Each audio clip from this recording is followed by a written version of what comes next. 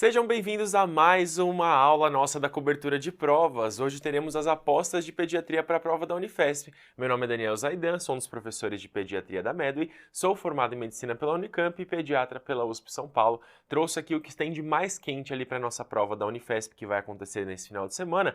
Lembrando que a gente vai ter o nosso evento para cima da Unifesp, no qual a gente vai complementar um pouquinho dessas apostas que eu vou dar aqui para vocês com algumas dicas de última hora. Então, em alguns temas eu vou falar um pouquinho aqui nas apostas, mas eu vou complementar ali no nosso evento ali no Pra Cima da Unifesp, combinado? Então fica o convite desde já para você se ligar aí no dia antes da prova, para você ligar aqui no nosso canal do YouTube e conferir aí o que tem de mais quente também de dicas de última hora, aquele gostinho ali final logo antes de vocês encararem a prova. Beleza? Então vamos aqui para as nossas apostas para a prova da Unifesp, mas antes eu queria conversar um pouquinho com vocês sobre como é essa prova de pediatria na Unifesp.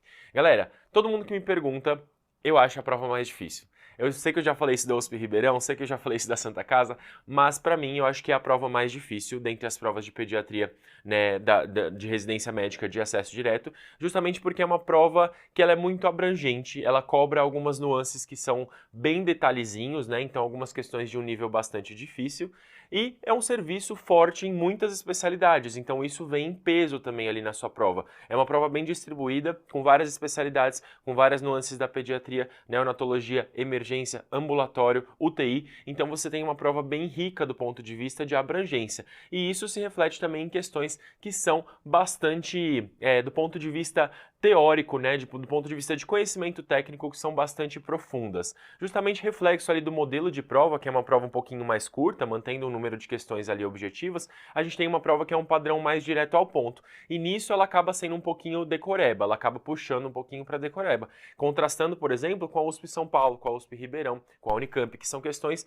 mais raciocínio, né, são menos decoreba e mais raciocínio. Aqui a gente tem uma prova bem direta ao ponto. Quando a gente fala do padrão de memorização, para mim esse é o grande exemplo dentro da pediatria. É uma prova que ou você sabe ou você não sabe. Perguntas diretas, pouco raciocínio clínico do ponto de vista de hipóteses diagnósticas formuladas a partir de uma anamnese riquíssima, de um exame físico, é uma prova direta ao ponto. Justamente pelo seu tempo ali de prova mais escasso, é ou você sabe ou você não sabe. Marca a alternativa certa ou marca a alternativa errada, né? Pode acontecer, e aí depois sai correndo para o abraço. E justamente reflexo ali dessa forma mais sucinta são são questões que têm poucas imagens, né? Nos últimos anos, cerca de 2 ou 3 só questões que tiveram alguma imagem, seja raio-x, eletro, enfim, assim por diante. Então não espere ver muitas imagens na prova da Unifesp. Espere ver uma prova mais memorização, questões curtas, diretas ao ponto, sobre vários assuntos da pediatria. Dentre as especialidades, algumas são bem fortes lá na Unifesp, como por exemplo a neonatologia. A gente vê muita questão de neonatologia em suas diferentes vertentes, a gente vê muita questão também de gastro, muita questão de hepato, muita questão de nefro, então é uma prova que ela se baseia um pouco mais nas especialidades. Isso contrasta, por exemplo, lá com a USP Ribeirão, que também é uma prova que se baseia bastante nas especialidades, mas cobradas de uma forma completamente diferente. Aqui ele pega na nuance, ele pega no detalhezinho, e às vezes se a gente não sabe, se a gente não consegue saber ali, não tem aquele conceito prévio, a gente não consegue resolver a questão mesmo. Então se preparem para uma prova difícil, certo? Mas eu vou tentar amenizar um pouquinho aqui com as nossas apostas, ok? Começando então pela neonatologia, que é um dos pontos fortes do serviço, os residentes rodam um tempo grande ali na neonatologia, né? Ficam um tempão ali, tem bastante aula, tem bastante carga teórico-prática destinada para essa especialidade. A gente vai falar um pouquinho sobre as doenças infecciosas do período neonatal. Eu vou falar o grande grosso, né, dentre as principais doenças que caem e vou pontuar algumas diferenças, algumas nuances do que geralmente cai na prova da Unifesp para você ter ali como um norte para você conseguir dar aquela revisada final antes da prova. Quando a gente fala de sífilis congênita, que é uma das doenças que mais cai, a gente fala de questões que elas geralmente vão se ater mais aos sintomas, aos sinais da sífilis e algumas também para o tratamento. De forma geral, não só para as questões da Unifesp como para todas as instituições, quando a gente fala de sífilis congênita, eu preciso saber algumas coisas que são importantes para definir tratamento e conduta para o meu recém-nascido. A primeira coisa delas é definir se essa mãe tratou adequadamente a sífilis ou não, porque isso define qual fluxograma que eu vou encaixar meu pacientinho. Então, o primeiro passo sempre vai ser a gente avaliar se essa mãe tratou adequadamente ou não a sífilis durante a gestação ou antes da gestação, quando eu tiver ali alguma história prévia, certo? Em seguida, para todos os pacientes, mesmo para a mãe que for uma cicatriz sorológica, atualização inclusive de 2022, a gente vai colher o VDRL do recém-nascido sempre para poder parear com o materno e avaliar se houve alguma transmissão ali de sífilis ou não para aquele bebezinho. E em seguida, a gente vai avaliar a coleta de todo o resto, raio-x de ossos longos, líquor, hemograma, caso essa mãe não tenha tratado adequadamente, ou se nesse segundo passo a gente tenha detectado eventualmente alguma ascensão de título do RN em relação ao pareado com o materno. Fica tranquila que logo logo a gente vai ver isso. Galera, dica importante, o VDRL do recém-nascido, ele é sempre periférico, nunca vai ser do cordão, porque você pode acabar pegando ali o materno e ter uma falsa análise. Vamos olhar primeiro com um pouquinho mais de calma para esse primeiro passo? O que eu considero como adequadamente tratada? Uma mãe que fez a primeira dose do seu tratamento até 30 dias antes do parto. Isso aqui é uma grande pegadinha do primeiro passo, não requer o tratamento da parceria sexual da mãe, isso por definição do Ministério da Saúde. Se a gente pega o protocolo, por exemplo, da Prefeitura de São Paulo, ele vai colocar como requerimento obrigatório o tratamento da parceria sexual. Veja bem, para a gente considerar como adequadamente tratado, isso aqui não é necessário, o que não quer dizer que não é importante. O próprio PCDT ele pontua que para fins clínicos de avaliação de reinfecção, isso aqui é uma informação crucial para a gente saber. Então isso não estar presente na definição de adequadamente tratada não quer dizer que não é importante. É importante, a gente deve buscar ativamente na anamnese, portanto devemos buscar ativamente no nosso enunciado para ter pistas se houve algum risco de reinfecção.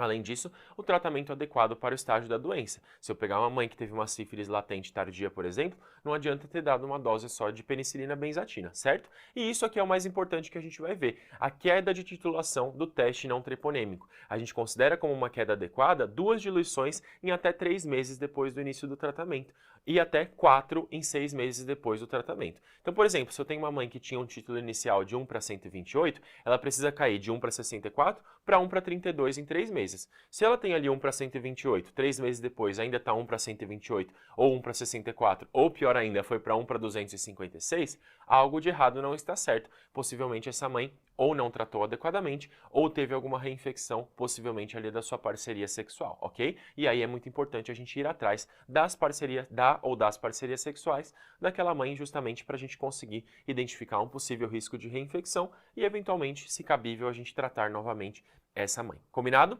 Bom, vamos olhar o fluxograma agora com calma. Eu vou começar pela mãe adequadamente tratada e depois eu vou falar da mãe inadequadamente tratada. Combinado? Quando a mãe é adequadamente tratada, ou seja, quando ela obedece tudo aqueles critérios que a gente falou anteriormente, eu vou colher o VDRL da mãe e do RN sempre, né? Mesmo quando for uma cicatriz sorológica prévia, né? Atualização aí de 2022, a gente vai colher o VDRL da mãe e do recém-nascido. Vamos olhar para o lado que está tudo bem primeiro. Se eu colher o VDRL da mãe e do recém-nascido e o VDRL do recém-nascido for ou negativo ou menor do que o materno ou maior do que o materno em até uma diluição, o que isso quer dizer? Colhi um VDRL da mãe, deu 1 para 8. Se o VDRL desse meu recém-nascido hipotético for ou negativo ou menor do que o materno, tipo 1 para 4, 1 para 2, ou maior do que o materno em até uma diluição, tipo 1 para 16, eu vou olhar para o exame físico da criança se ele é normal ou se ele não é normal. Já voltamos para cá, ok? Se eu colhi o VDRL do recém-nascido e ele veio maior do que o materno em pelo menos 2 diluições, então voltando para esse exemplo de 1 para 8, se ele veio 1 para 16, 1 para 32, pelo menos maior ali do que 1 para 32, algo errado aconteceu, certo? Algo que eu não queria acontecer, possivelmente houve alguma reinfecção. O que aconteceu aqui para mim não importa, o que importa é como eu vou manejar essa criança. E eu vou manejar essa criança como se fosse uma sífilis congênita mesmo. Então aqui eu passo para o lado da mãe inadequadamente tratada, ok? Não vamos falar disso nesse momento. Vamos olhar para cá, ó, exame físico da criança, que é filha de uma mãe que tratou adequadamente, cujo VDRL está negativo ou menor do que o materno ou maior do que o materno em até uma diluição. Quando o exame físico da criança é normal, melhor das hipóteses. É uma criança somente exposta a sífilis, sem necessidade de tratamento, a gente vai acompanhar de perto, colhendo ali os VDRLs na puericultura até a negativação de pelo menos 2, ok? Geralmente essa criança aqui, ela não vai ter nenhuma repercussão clínica. Quando o exame físico da criança não é normal, então, se eu vou lá, examino esse meu recém-nascido aqui, ó, que tem o VDRL negativo ou menor do que o materno, ou maior do que o materno em até uma diluição, quem que me garante que algum desses VDRLs aqui, mesmo que seja menor ou maior do que o materno tenha uma diluição, não resultou em uma infecção?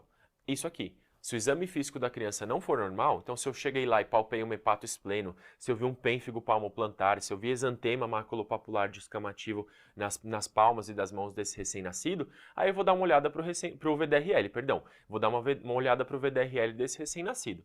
Se ele for negativo, difícil que seja sífilis, eu vou buscar ali algum diagnóstico diferencial.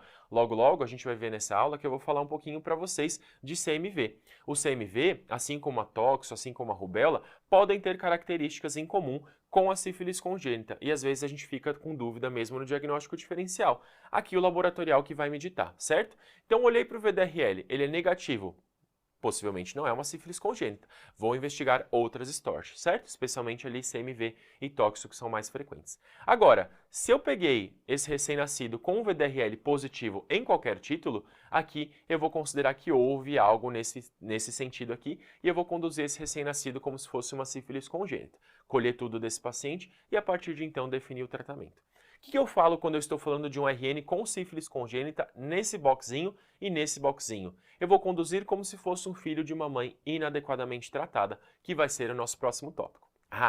Quando a mãe não é adequadamente tratada, a chance desse recém-nascido ter alguma repercussão é altíssima, seja de forma precoce ou seja de forma tardia. Quando eu falo da sífilis congênita, eu falo de manifestações precoces e de manifestações tardias. As precoces elas acontecem com menos de 2 anos de vida e as tardias com mais de 2 anos de vida. A Unifesp já cobrou esse tipo de distinção. Quando a gente fala de manifestações precoces, eu vou falar especialmente de neurosífilis, eu vou falar especialmente de pneumonia alba, de síndrome nefrótica associada à sífilis congênita e, além disso, também de periostite e de metafisite, doenças mais agudas. Além disso, existe uma outra manifestação muito comum, que é a manifestação cutânea e mucosa. Manifestação cutânea, um exantema maculopapular difuso, na verdade, especialmente palmo-plantar descamativo também. Outra manifestação que pode acontecer na sífilis cutânea é o pênfigo sifilítico. Mais uma para vocês não esquecerem, a rinite sifilítica. Então citei algumas das precoces. As tardias, geralmente a gente vai lembrar daquele mais clássico, os dentes de Hutchinson, aquele dente que tem uma concavidade, assim, na sua formação. A gente vai lembrar do nariz em cela, da fronte em cela ali, daquele nariz, daquela alteração óssea aqui na região, na porção do nariz. A gente vai lembrar também das manifestações auditivas, oculares da sífilis. A gente vai lembrar, por exemplo, do atraso, da surdez associada à sífilis. Então, existe essa distinção e a Unifesp já cobrou anteriormente. Vamos voltar para o fluxograma? Quando essa mãe não é adequadamente tratada, eu preciso triar justamente essas possibilidades de complicações associadas à sífilis, nesse caso na forma precoce. Então, eu considero esse paciente como sífilis congênita, eu vou notificar e vou avaliar tudo. Exame físico, obviamente, VDRL que eu já colhi, vou acrescentar nessa minha coleta um hemograma, porque a sífilis pode dar anemia, pode dar plaquetopenia, o líquor para avaliação de neurosífilis, e esse aqui é um dos parâmetros mais importantes porque ele me ajuda a definir o tratamento, e o raio-x de ossos longos justamente para avaliação de metafisite e osteite. Combinado? Olhamos para tudo isso, juntamos a peça do quebra-cabeça e agora eu vou avaliar a normalidade. Exame físico, hemograma, raio-x de ossos longos e líquor e por fim o VDRL também. Se o exame físico do recém-nascido, o hemograma, o raio-x de ossos longos e o líquor são normais, ou seja, todos os exames normais, percebam aqui tá? Muito importante. E o teste não treponêmico do RN é não reagente, ou seja, o VDRL é não reagente, eu vou fazer apenas uma dose única de penicilina benzatina intramuscular. Então, a princípio, esse RN ele é filho de uma mãe inadequadamente tratada, mas não teve nenhuma repercussão, certo? Se ele tem qualquer alteração no exame físico, no hemograma, no raio-x de ossos longos ou no líquor, ou o seu teste não treponêmico for reagente para qualquer titulação, nesse caso da inadequadamente tratada, quem vai ditar o meu tratamento é o líquor. Isso já caiu na Unifesp anteriormente. Qual que era uma das definições cruciais para o tratamento da sífilis congênita? Existiam algumas opções ali nas alternativas, mas quem que vai te ditar a escolha de tratamento aqui vai ser o líquor. Então eu vou dar uma olhada para o meu padrão do líquor. O que eu considero um líquor alterado? Um líquor com VDRL reagente, ou com proteína raquia maior do que 150, ou com celularidade maior do que 25, combinado? Então o líquor alterado detectou algum desses parâmetros, eu vou chamar de neurosífilis. Líquor alterado, neurosífilis, eu preciso de uma droga que ultrapasse a barreira hematoencefálica.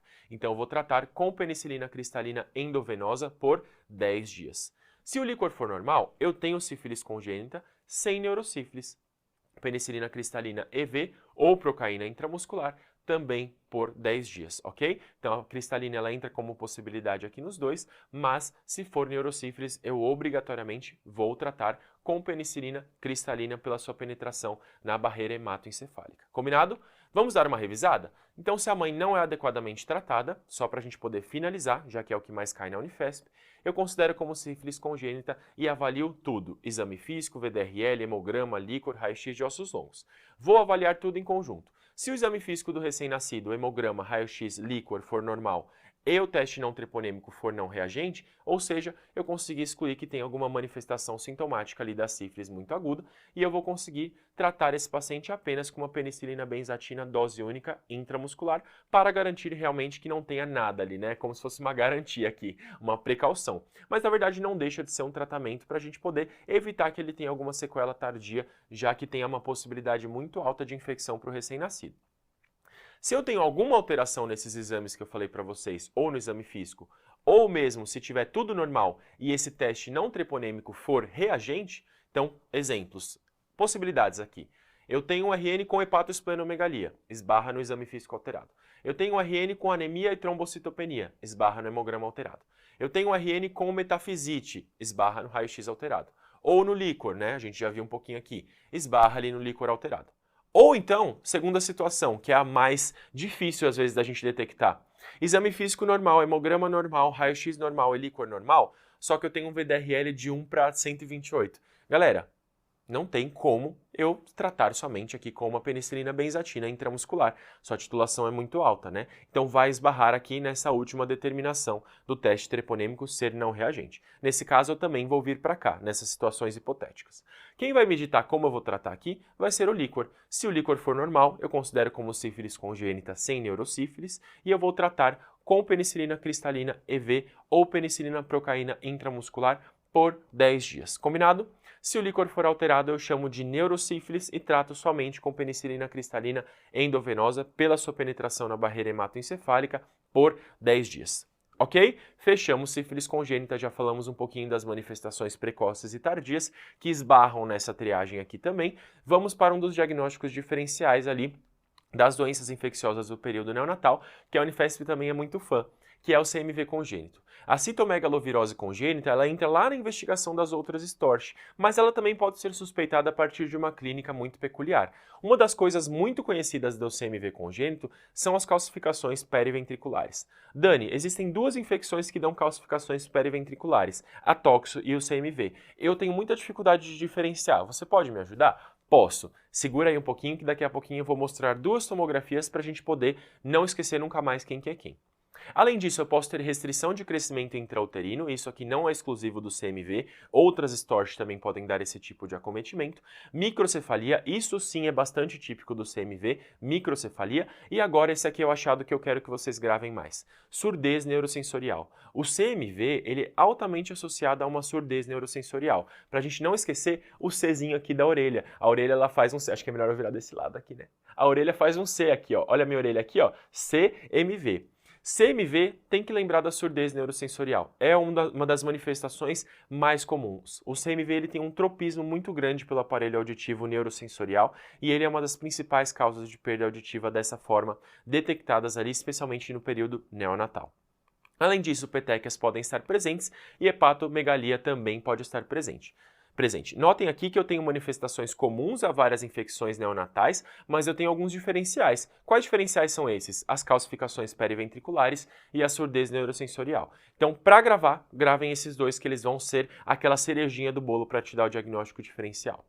Falando do diagnóstico, que a Unifesp já cobrou, a gente pode fazer ou o isolamento viral, que é difícil, ou um método mais acessível, que é o PCR para CMV na urina ou na saliva. Mais habitual, a urina, e deve ser realizado logo após o nascimento. Isso aqui já foi tema de questão. PCR urinário para CMV a gente costuma fazer também, ok? Vamos voltar para as nossas calcificações para solucionar de uma vez por toda essa dor de vocês da diferenciação entre CMV e toxo? Galera, as calcificações do CMV, como a gente já falou, elas são periventriculares. Então, olhem a sua distribuição próximo ali à bordinha dos ventrículos. Além disso, notem também, em contrapartida com a próxima tomografia que eu vou mostrar, que são calcificações bem discretas, certo? São calcificações pequenininhas. pontuais. Na toxo, a gente vai ver daqui a pouquinho que são calcificações grosseiras, é quase como se fosse ali um giz de cera na tomografia, de tão grosseiro que é a calcificação da toxoplasmose congênita. Então, para a gente não esquecer, imagina como se a gente estivesse num clube, ali numa piscina, num clube de férias, ali num clube de verão. Existem algumas criancinhas que elas gostam de ficar ali na bordinha da piscina, brincando, e existem criancinhas que gostam de ficar ali por toda a piscina tocando terror, certo? Os do CMV são aquelas criancinhas que gostam de ficar ali na bordinha da piscina, molhandinho o pé, brincandinho ali, bem quietinhas ali, ficam ali naquela região, bem quietinhas na bordinha da piscina, nossa piscina imaginária aqui é o ventrículo. Enquanto na toxo, você tem calcificações por todo o parênquima. Então olhem aqui na transição córtico-subcortical, olhem que eu tenho também aqui calcificação periventricular, mas até o aspecto da calcificação ele é diferente. Eu tenho uma calcificação grosseira, por isso que eu brinquei com vocês que parece um giz de cera. É muito grande essa calcificação. Olha em contrapartida aqui a do CMV, que diferente. Então aqui eu tenho calcificação em todo o parênquima, parenquimatosas como um todo, geralmente na transição córtico-subcortical, e aqui eu também posso ter na região periventricular, mas lembrando que além de eu ter essa distribuição diferente, o aspecto tomográfico também é diferente, ok?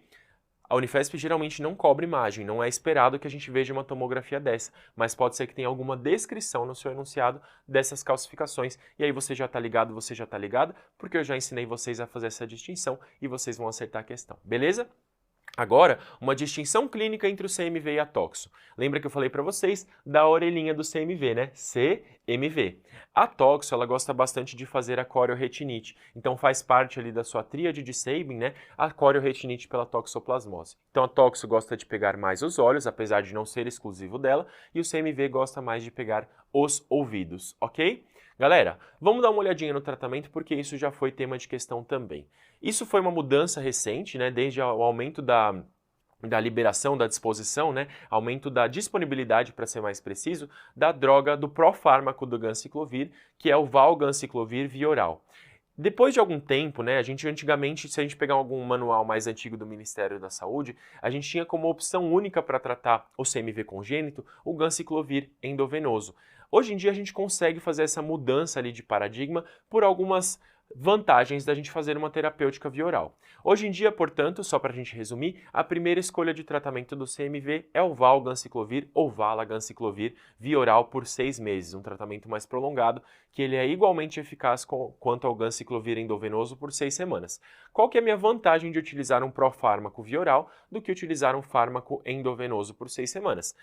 Primeiro, é a não necessidade, na verdade, de manter um acesso venoso prolongado. Então, eu não preciso manter esse paciente internado por 6 semanas para tomar ganciclovir endovenoso. Além disso, o ganciclovir ele é uma droga que acaba tendo uma toxicidade grande, especialmente hematológica, provocando neutropenias por vezes profundas. Então, aqui com o valganciclovir, apesar de eu ter um risco potencial, eu diminuo bastante, ok? Se eu mantenho a mesma eficácia, consigo dar alta para o meu pacientinho tratar em casa e tenho menos efeito colateral, a minha primeira escolha vai ser por esse fármaco via oral, ok? Geralmente eu vou reservar o ganciclovir endovenoso na pediatria para o paciente que não tem condições de ingestão via oral. Então, às vezes, se é um prematuro muito pitico que ainda não está mamando via oral ou que não está conseguindo liberar o seu trato gastrointestinal, o ganciclovir endovenoso pode ser uma boa opção. Da mesma forma, se eu tiver um acometimento sistêmico muito intenso, uma pneumonite, por exemplo, aí realmente eu vou ter que utilizar um fármaco endovenoso. E aí eu pulo aqui para o ganciclovir, beleza? A exceção que foge à regra. Mas via de regra aí a gente vai preferir o valganciclovir via oral por 6 meses, combinado? Vamos encerrar esse assunto e passar para o próximo? Beleza! Síndromes diarreicas e desabsortivas. Eu falei para vocês que a gastro da Unifesp é muito forte, a gastro e hepato, e isso aqui é um dos temas que mais caem na instituição. Eu vou trazer aqui para vocês algumas atualizações do protocolo do Ministério da Saúde de 2023 no que tange ali a diarreia aguda. Existiram algumas alterações importantes, né? Na verdade não é tão chamativo assim, é mais em relação à classificação e ao manejo, mas são importantes para a gente poder avaliar corretamente o nosso paciente e indicar a terapêutica da forma mais adequada. No que tange a classificação, a gente não teve grandes mudanças, né? Só uma mudança de nomenclatura propriamente dita, mas o grande cerne, o grande centro ali dessa avaliação permanece a mesma. De uma forma geral, quando a gente tem um paciente com diarreia aguda, a gente vai observar o seu estado geral, os seus olhos, a presença de sede, lágrimas, boca e língua, prega, pulso, perda de peso. E aí assim a gente vai fazer uma conclusão do seu diagnóstico e o tratamento, certo? Então basicamente eu vou olhar nos olhos do meu paciente e vou olhar se os olhos estão encovados, se esse paciente tem sede. Então vou avaliar primeiro a face desse paciente. Olhos, sede, lágrimas, boca e língua. Então olhei para o rostinho desse paciente. Vou olhar para o rosto e mais 3 P's. Rosto mais PPP. Rosto mais PPP é o que você vai avaliar na diarreia aguda. Rosto, olhos, sede, lágrimas, boca e língua. Rosto, PPP, prega, pulso e perda de peso, certo? Rosto, PPP. Combinado? Quando eu tenho um paciente ativo, alerta, sem alteração nos olhos, sem alteração ali no seu mecanismo de sede, ele não tem uma sede ávida, né? Ele tem lágrimas presentes, mucosas úmidas e o sinal da prega geralmente a gente faz no abdômen, né? Eu vou fazer aqui no meu braço para vocês verem, mas na criança geralmente a gente faz no abdômen. Esse sinal da prega, quando eu belisco ali, quando eu pinço ali o subcutâneo, ele desaparece imediatamente. Quando eu tenho uma perda de líquido, esse turgor ele fica mais flácido, então esse sinal da prega ele demora mais para desaparecer. Pulso cheio, sem perda de peso. Conclusão, sem sinais de desidratação, vai seguir o plano A, que já a gente vai ver o que ele significa. Agora, se eu tenho um paciente que ele começa a ter sinais de desidratação, mas ele não está em choque, eu tenho um paciente no nosso plano B, na nossa classificação B. Então notem que aqui eu tenho um paciente que ele já começa a ficar mais irritado, intranquilo, os olhos eles começam a ficar fundos, ele é sedento, ele bebe, tem a capacidade de manter o mecanismo da sede, então ele tem neurológico suficiente para conseguir beber, como a gente vai ver em contrapartida com o plano C. As lágrimas estão ausentes porque ele já teve alguma desidratação, sua boca e língua estão secas e aqui o meu sinal da prega ele vai desaparecer mais lentamente, combinado? Aqui eu não tive repercussão no pulso ainda, então o pulso ele está cheio. Cuidado com o tempo de enchimento capilar. A nossa grande tentação, às vezes, é ver um tempo de enchimento capilar mais prolongado e chegar à conclusão de que esse paciente está no plano C, o que não é verdade. Aqui eu posso ter um prolongamento discreto do tempo de enchimento capilar. É lógico que ele não vai ficar 10 segundos, mas eu não vou ter, muitas das vezes, um tempo de enchimento capilar normal, ok? Mas o meu pulso ainda continua cheio. Isso em perda de peso se reflete ali cerca de 10% de perda de peso no máximo. Então esse paciente teve uma perda volêmica de até 10% do seu peso. Eu chamo esse paciente de com desidratação, essa é a nomenclatura mais atual do Ministério da Saúde, e eu vou seguir com ele o plano B, certo? Se vocês forem gravar algo dessa parte da aula, gravem o plano B, que ele é geralmente o que cobra em prova, porque ele é o que dá mais confusão. Ele é um intermediário entre o paciente que está tudo bem, sinal verde, e o paciente que tem sinais ali de um comprometimento hemodinâmico mais importante. O paciente que está ali no vermelho, um alerta bem grande, ok? Aqui no plano C, no paciente classificado como C, na verdade, eu tenho um paciente que ele vai ter repercussão neurológica mais profunda, comatoso, hipotônico, letárgico, inconsciente. Seus olhos também vão estar fundos e aqui, pela sua depressão neurológica, ele não vai ser capaz de beber líquidos. Notem que eu tenho algumas características aqui sinalizadas com asterisco. Segura aí que eu já vou dizer o que é esse asterisco aqui. Lágrimas também ausentes, boca e língua muito seca e uma prega desaparecendo muito lentamente. Aqui eu já tenho um pulso fraco. Preocupação aqui com o nosso pulso fraco, combinado? Pulso fraco ou ausente. Isso, em última instância, reflete uma perda de peso mais importante, com mais do que 10% ali do nosso peso perdido, ok? Se eu tenho 2 ou mais no meu exame físico, na minha característica do paciente, na minha classificação, se eu tenho 2 ou mais com asterisco aqui, se ele está comatoso ou se ele não é capaz de beber ou se o seu pulso é fraco ou ausente, eu chamo esse paciente de desidratação grave, ok? E aí eu vou enquadrá-lo dentro do plano C, combinado? Então, basicamente, de uma forma geral, a gente tem uma classificação bem parecida, com alguns pontos diferentes no manejo.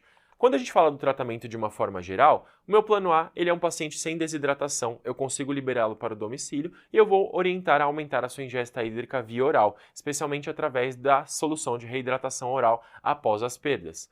O meu plano B, eu vou manter ele na minha unidade de saúde, mas a princípio eu consigo deixá-lo ali numa terapia de reidratação oral, se a sua via oral está pérvia, né? Se ele está conseguindo beber ali líquidos via oral.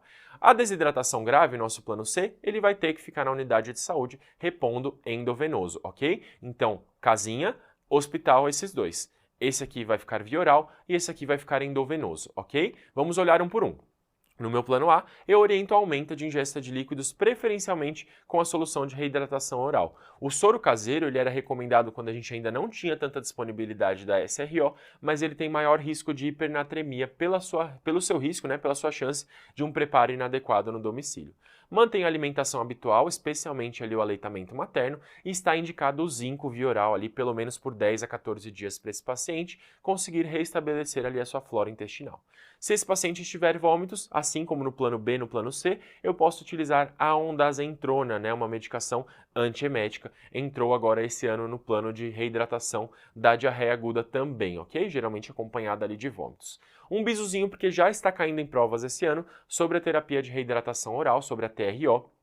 Atualmente, o mais preconizado é que a gente siga aqui uma solução com osmolaridade reduzida, né? Que a gente tem uma redução na carga de sódio de 90 para 75 milimols por litro. E isso é importante porque eu tenho menor risco com essa transição, menor risco de hipernatremia, certo? Caiu agora na Faculdade de Medicina do ABC uma questão sobre isso e caiu no BOS também uma questão sobre SRO. Então fiquem ligados porque geralmente a gente sabe ali que as provas de residência tendem ali a ficar um pouquinho com inveja uma das outras e acabam copiando questões, né? Isso aí explicando de uma forma bem simples. Então fiquem ligados porque geralmente a gente vê essa tendência, né? A famosa lei de Volpone, as coisas vêm aos pares. Então a gente tá vendo que esse ano houve uma preferência por cobrar nuances ali da TRO.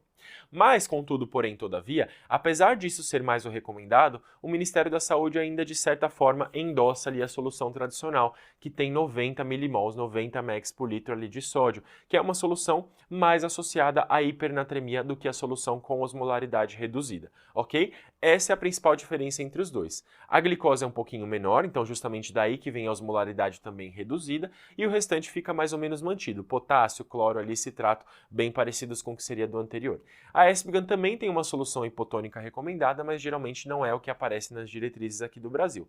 A SVP recomenda a osmolaridade reduzida pela OMS, mas o Ministério da Saúde ainda não acatou propriamente dito essa orientação, ok? Combinado? Então é mais para pontuar aqui para vocês as diferenças porque vem caindo esse ano.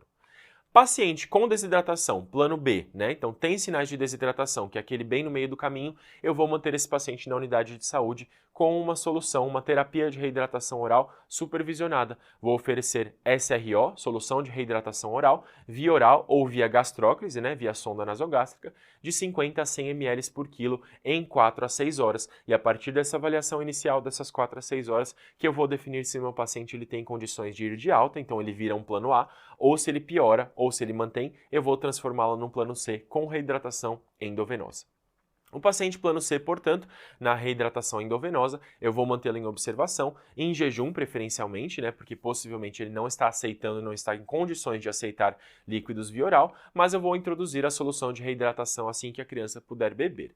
Eu tenho duas fases basicamente, uma fase mais rápida, uma fase de expansão, e uma fase de manutenção e reposição das perdas, que ela é bem variável conforme a literatura, mas a fase rápida ela é um consenso e acaba sendo bastante frequente nas provas de residência.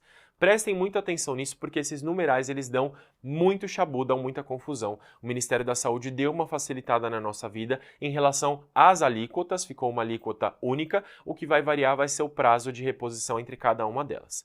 Na fase de expansão, eu tenho dois momentos. O primeiro momento é um momento mais rápido, que eu dou ali um chance, eu faço um boost ali para a volemia do meu paciente. E essa segunda fase aqui, nesse segundo momento, na verdade, da fase de expansão, eu faço um grande volume também, mas em um tempo um pouquinho maior. Então, eu diluo ali um pouquinho num período maior.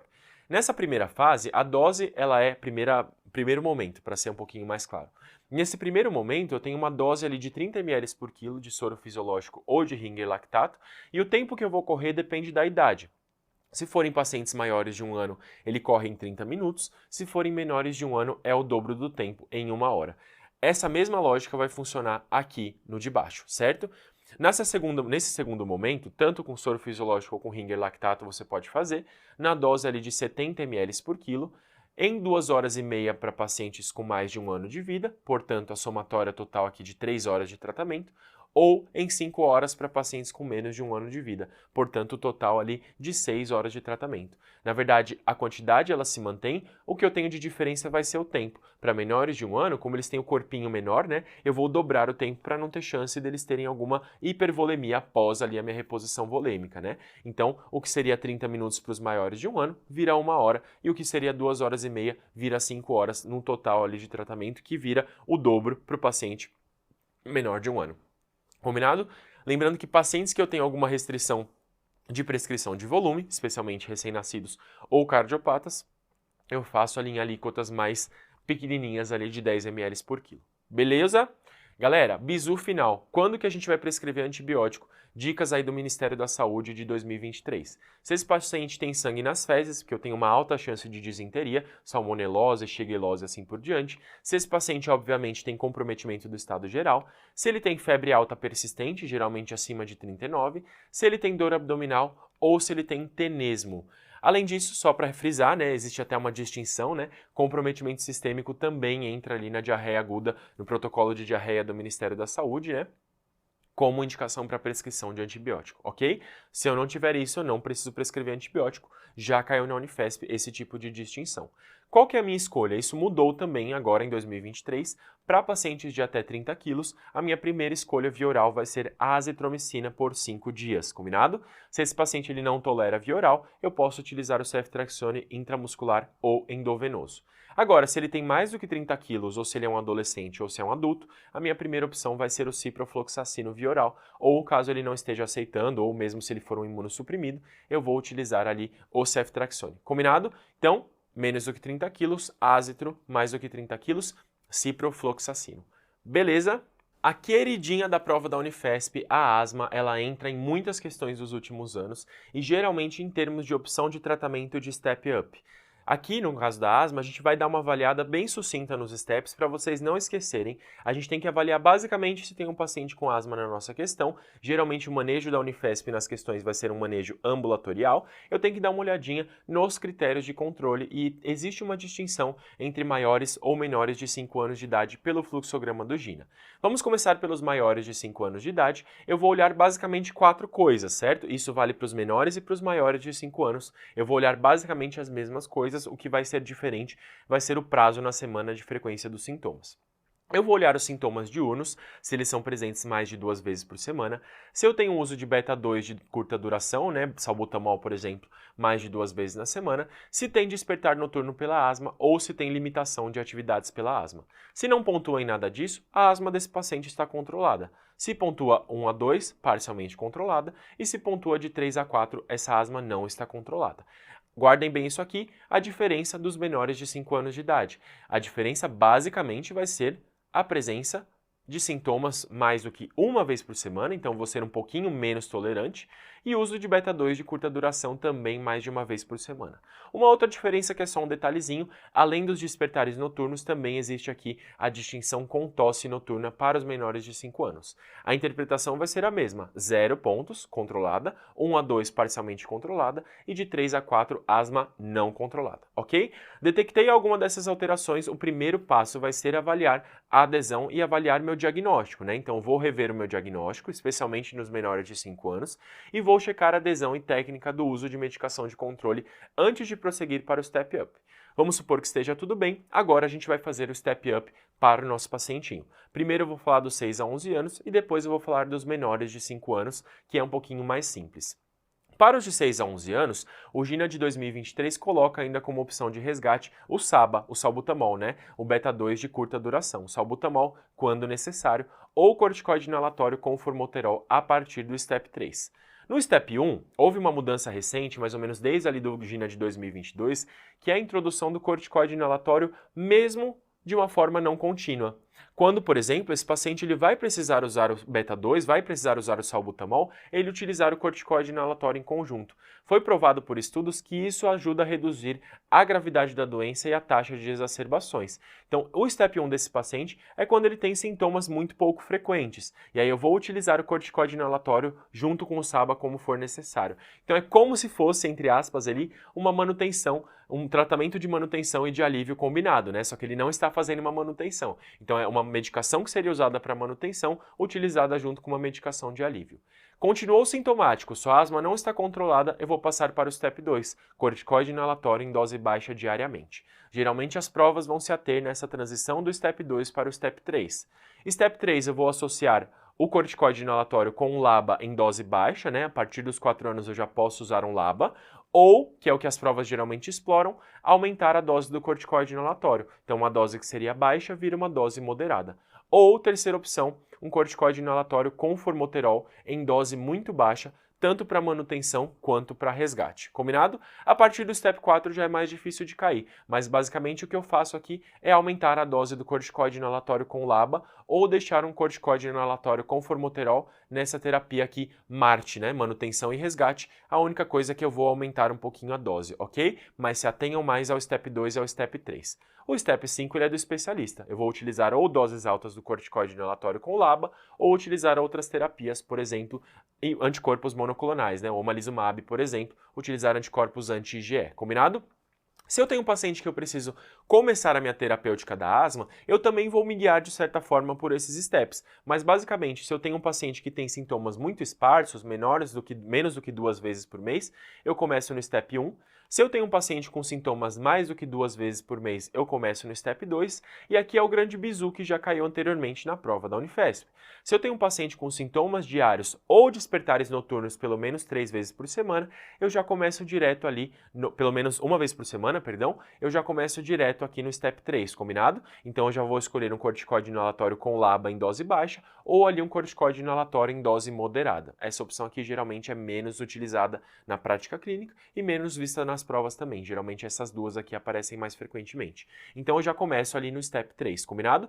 E por fim, se eu tenho sintomas graves e muito frequentes, ou piora de função pulmonar, eu já venho aqui para o STEP 4 e para o STEP 5. Para a prova, o mais importante que vocês precisam saber vão ser esses dois. Quando eu começo no STEP 2 e quando eu começo no STEP 3. E aqui o truque vai ser procurar o despertar noturno, porque se tiver despertar noturno pelo menos uma vez por semana, eu já começo direto no STEP 3 com corticoide inalatório e LABA em dose baixa ou corticoide inalatório somente em dose moderada. Combinado? Vamos para os menores de 5 anos. Da mesma forma, o resgate ele fica só com SABA, só com salbutamol. O meu STEP 1 vai ser só o resgate quando necessário, não houve evidência suficiente para fazer aquela estratégia de corticoide inalatório com SABA quando necessário. Aqui fica só o resgate quando necessário. E aí o Gino até coloca uma opção, isso é mais para prática, né? Menos para prova, mas mais para prática, de você fazer cursos curtos de corticoide inalatório nas épocas de sazonalidade. Então, quando começa ali as infecções respiratórias, você deixar um SABA com um corticoide inalatório meio periódico, meio sazonal ali, isso não sendo uma estratégia de manutenção contínua. Não está controlado, eu vou passar para uma terapia de manutenção propriamente dita, com corticoide inalatório numa dose baixa diária, tá? Isso geralmente fica ali em torno de 100 a 200 microgramas para a beclometasona, por exemplo. Isso aqui é uma dica importante. Essa transição do STEP 2 para o STEP 3 também aparece na prova da Unifesp. Então, se eu tenho um paciente no STEP 1 e a sua asma não está controlada, a minha conduta vai ser passar para o STEP 3, dobrando a sua dose baixa do corticoide inalatório. Então, por exemplo, se eles tiverem uso de 100 microgramas de beclometasona, eu vou dobrar para 200 microgramas de beclometasona. Se ele estiver usando 200, eu dobro para 400 e assim por diante, combinado? Essa transição é a mais frequente na prova da Unifesp. E a partir do STEP 3 eu encaminho para o especialista e aí sai das nossas mãos da prova de acesso direto. Fechado? Então, dica aqui, guardem o STEP 2 para o STEP 3, que é o que mais apareceu nos últimos anos, e lembrem de como que eu vou começar a terapêutica da asma em cada stepzinho no paciente de 6 a 11 anos. Combinado? Doença que aparece muito na emergência da Unifesp nos ambulatórios, a anemia falciforme, e não pode ser diferente na prova. A Unifesp recebe muitos pacientes com anemia falciforme, é um centro que tem bastante referência nesse tipo de doença, e isso é bastante frequente na sua prova, especialmente no que tange às complicações da anemia falciforme. Vamos recobrar um pouquinho da fisiopatologia da anemia falciforme? Eu tenho uma hemoglobinopatia estrutural que resulta da troca de um aminoácido de uma valina por um ácido glutâmico na posição 6 da hemoglobina, e aí você tem uma hemoglobina que ela vira mais hidrófoba. Isso em algumas condições alteradas, né, em algumas condições adversas, hipóxia, hipotermia, desidratação, infecção, essa hemoglobina S ela pode falsizar. Isso gera, em longo prazo, essa falsização, ela ajuda também num mecanismo de baixa síntese de óxido nítrico, então eu tenho também uma vasculopatia de longo prazo. Esse paciente, por fim das contas, ele vai ter eventos vasoclusivos, resultando em hipóxia vascular, né, hipóxia em vários tecidos, em vários órgãos-alvos. Pela menor síntese de óxido nítrico, eu tenho uma lesão endotelial bem profusa, ele cursa também com hemólise e uma inflamação aguda e crônica, resultando nas suas complicações também de longo prazo. Quando eu falo das complicações da anemia falciforme, 3 sintomas têm que vir na minha cabeça: febre, dor e anemia. Alguns deles geralmente vêm em conjunto, alguns deles vêm sozinhos, e aí a partir desses 3 sintomas cardinais eu vou abrir meu guarda-chuvinha para 5 crises que mais caem na prova. Quando eu falo da febre, o mais frequente de aparecer a febre vai ser na febre isolada, que é um paciente imunossuprimido, um paciente asplênico funcional, imunossuprimido a priori porque ele é um asplênico funcional pelos eventos vasoclusivos em nível esplênico. A febre isolada é uma emergência para o paciente com anemia falciforme. E a STA, a febre também, a síndrome torácica aguda, é um sintoma, um sinal muito frequente também. Vamos combinar que a STA eu vou falar um pouquinho mais lá no nosso Pra Cima da Unifesp, que eu vou falar só dela, combinado? Aqui eu vou falar um pouquinho mais de outras crises. Eventualmente eu posso ter febre no sequestro esplênico e na crise aplásica, mas é um pouquinho mais raro. Geralmente febre vai direcionar mais a gente ou para febre isolada ou para STA e eventualmente ali para sequestro esplênico e para crise aplásica. Dor muito intensa vai se restringir geralmente à crise álgica, né, a crise vasoclusiva, à síndrome torácica aguda, que vai se manifestar com uma dor torácica, e ao sequestro esplênico com uma dor abdominal resultante dessa esplenomegalia de grande monta. E a anemia, mais frequentemente, ao sequestro esplênico e à crise aplásica, geralmente anemias mais profundas.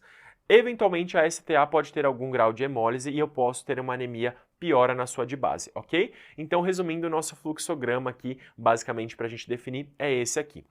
Vou falar um pouquinho de crise álgica e de sequestro esplênico e do seu diferencial principal, que vai ser a crise aplásica, que são as crises que mais caem na Unifesp.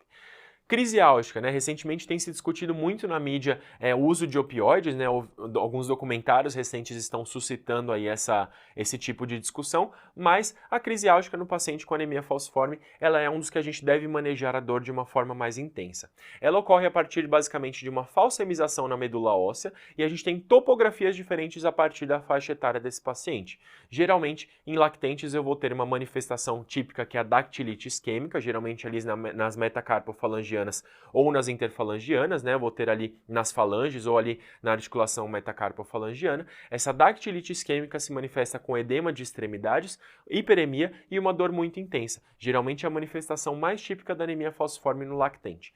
Já no paciente mais velho, no adolescente, no adulto, no escolar, por exemplo, também, eu vou ter uma manifestação que vai ser mais nos ossos longos, de membros inferiores, coluna vertebral, coluna torácica, coluna lombar, eventualmente no externo também. Então essa falsemização ela vai ter uma topografia diferente conforme a faixa etária.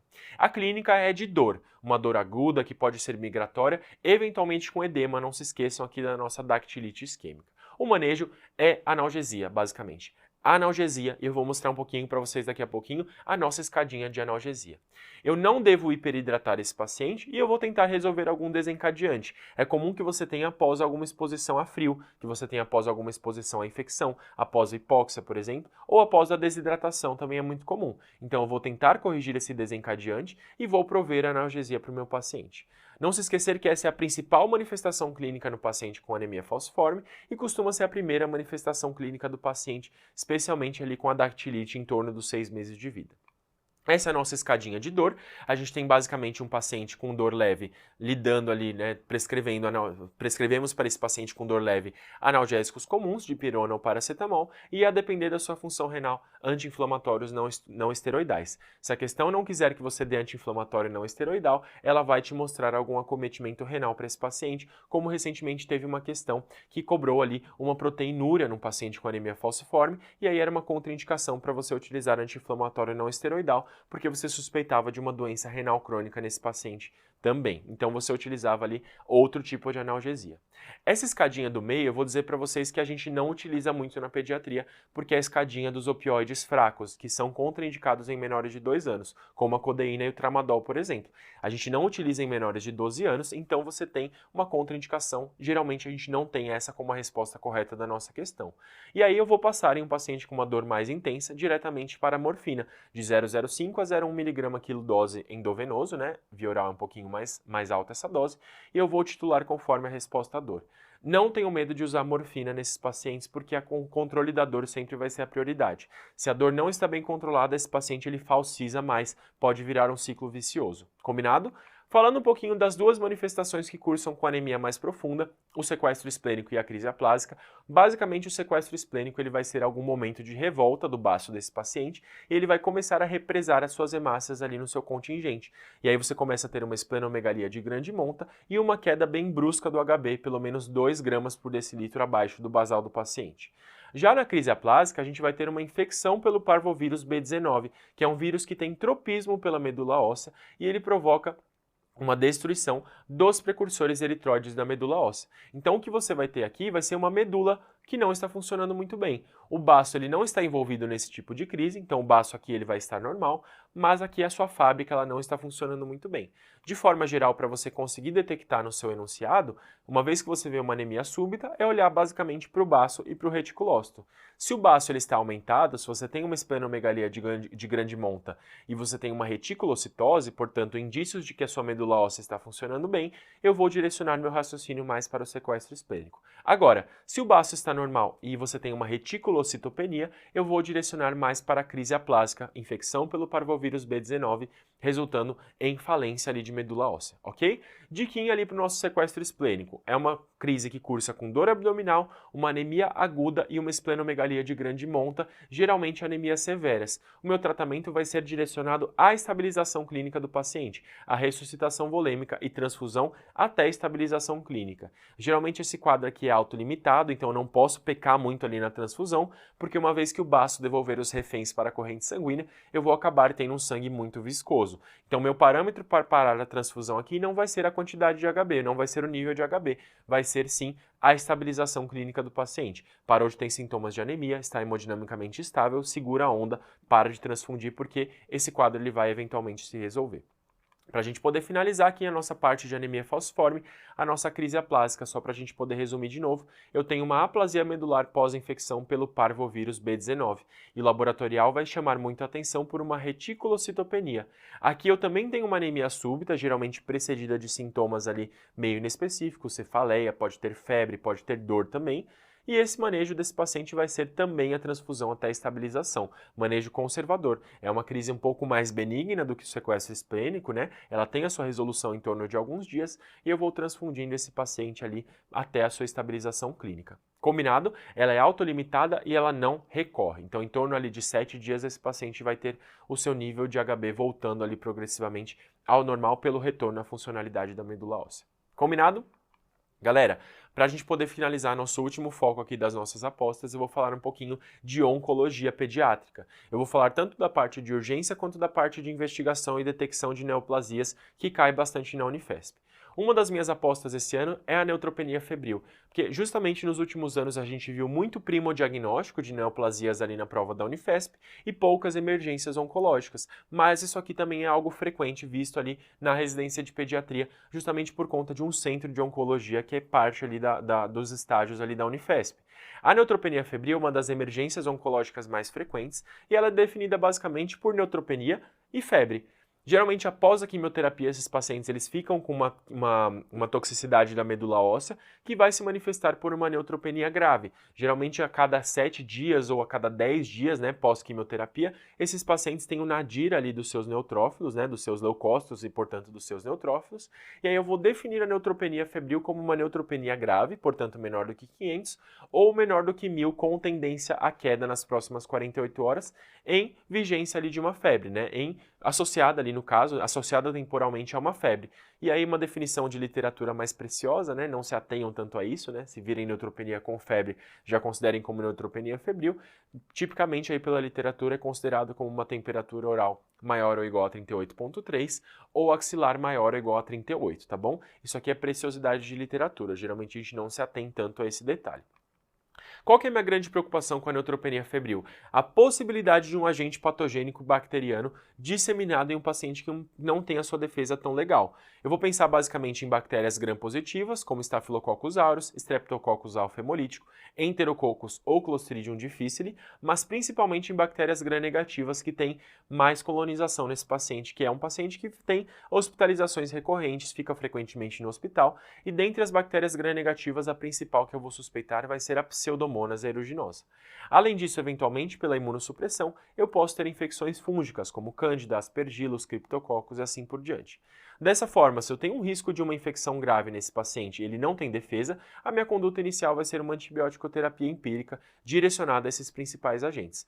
Falei para vocês que os principais agentes são os gram-negativos, especialmente a Pseudomonas. Então eu posso começar a minha terapêutica empírica com uma monoterapia direcionada para a Pseudomonas, com beta-lactâmico anti-Pseudomonas, uma cefalosporina de quarta geração, ou até mesmo um carbapenêmico. E eventualmente acrescentar um segundo agente, lembrem sempre ali dos glicopeptídeos, né, como a vancomicina, se o paciente estiver instável ou se ele tiver alguma infecção resistente ou se o seu centro tiver uma alta taxa de germes resistentes. Exemplos de antibiótico-terapia empírica para cobertura para Pseudomonas. Eu vou ter, por exemplo, o cefepime, que é uma cefalosporina de quarta geração, um carbapenêmico como o meropenem ou o imipenem, que tem cobertura anti-Pseudomonas, ambos, ou um beta-lactâmico de espectro anti-Pseudomonas, como a piperacillina tazobactam.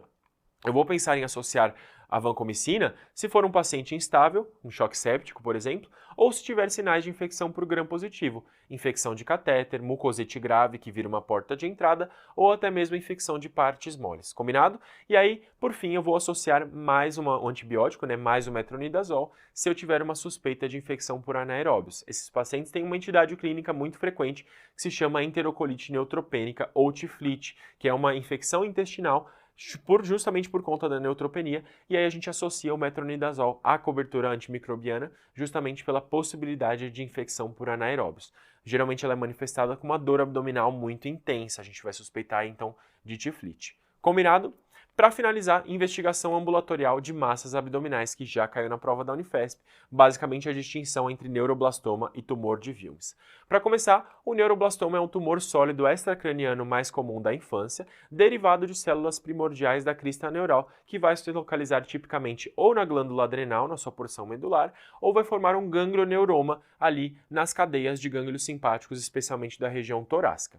A clínica do neuroblastoma ela é muito rica e ela vai depender um pouquinho do local acometido, mas geralmente pela produção de catecolaminas e pela sua evolução muito rápida, vai ser um paciente que ele vai estar com aparência mais doente. Isso é importante para a gente diferenciar do tumor de Wilms, que é o nefroblastoma, que é uma massa geralmente de crescimento mais indolente e o paciente ele vai estar bem. No neuroblastoma esse paciente ele não está bem. Eu tenho uma massa palpável que dica aqui para vocês, ó, ela ultrapassa a linha média. O Wilms, o nefroblastoma, ele não ultrapassa tipicamente a linha média, mas o neuroblastoma ele pode ultrapassar, inclusive ultrapassar o segmento corporal desse paciente acometido. Então, do tórax passar para o abdômen ou do abdômen passar para o tórax e vice-versa.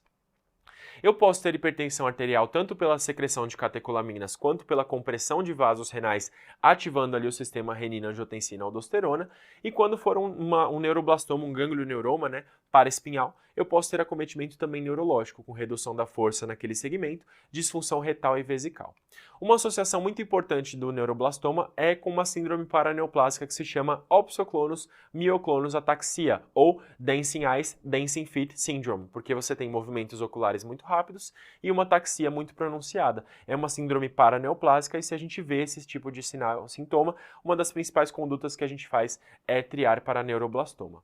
Notem aqui nessa tomografia que eu tenho uma distensão abdominal, inclusive com compressão do intestino, e aqui, perdão, nesse raio-x, né? Isso comprovado aqui pela tomografia, com uma massa de grande volume ultrapassando a linha média desse paciente, resultante ali da porção da adrenal, da porção suprarrenal aqui, ok? Então, está se proliferando a partir das células precursoras da crista neural, originadas ali da porção medular da adrenal.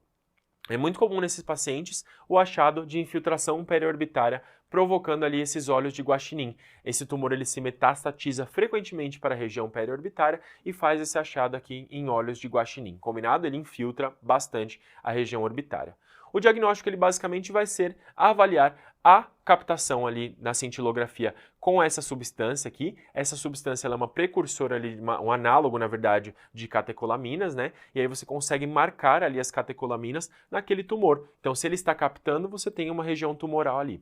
Isso aqui serve tanto para diagnóstico quanto para estadiamento. E para diagnóstico, por fim, você consegue utilizar a biópsia da massa ou, mais precisamente, também sem uma forma não invasiva, né? Levantar essa suspeita através da dosagem de catecolaminas urinárias, que são metabólitos da norepinefrina secretados por esse tumor neuroendócrino, que são positivos aí na maior parte dos casos. Exemplos de catecolaminas que a gente pode dosar são o ácido vanil-mandélico e o ácido homovanílico. Combinado? Homovanílico. Combinado? Então, na suspeição de neuroblastoma, eu posso fazer ou uma cintilografia, ou biópsia da massa, ou dosagem ali de catecolaminas urinárias. Lembrando que a cintilografia ela serve também para estadiamento. Em contrapartida, o tumor de Wilms é a neoplasia renal mais frequente da infância, também chamada ali de nefroblastoma, e mais de 90% são curados, mas eventualmente eu posso ter alguns de pior prognóstico. A idade mais comum vai ser entre 1 e 5 anos de vida, e a clínica é um pouquinho diferente do neuroblastoma. A maior parte desses pacientes vai ser oligossintomático ou assintomático, e aqui eu também tenho uma massa abdominal palpável, e ela geralmente não ultrapassa a linha média. A história típica desse carinha aqui vai ser um paciente que notou que a mãe notou, por exemplo, a palpação de uma massa abdominal enquanto esse paciente tomava banho, por exemplo. Estava dando banho na criança e palpou acidentalmente uma massa abdominal. Pelo seu comportamento mais indolente, esse paciente ele tem uma boa aparência. Então, é uma criança em bom estado geral. Então, dicas para a gente diferenciar principalmente o neuroblastoma do nefroblastoma. Estado geral, comprometido no neuroblastoma e preservado no tumor de Wilms, e ultrapassar a linha média. O neuroblastoma ultrapassa a linha média e o tumor de Wilms geralmente não ultrapassa a linha média. Pela compressão eu posso ter dor abdominal e da mesma forma que o neuroblastoma, o tumor de Wilms também pode dar hipertensão arterial e hematúria. Combinado? Reparem aqui nessa tomografia que o tumor de Wilms ele não ultrapassa a linha média, né? Um tiquinho aqui só, mas geralmente o seu comportamento ele não ultrapassa a linha média. E para a gente não esquecer, é uma massa palpável, não dolorosa, percebida acidentalmente em uma criança em bom estado geral. Para vocês irem mais leves para a prova e não esquecerem dessa diferenciação, eu vou encerrar a minha aula falando um poema.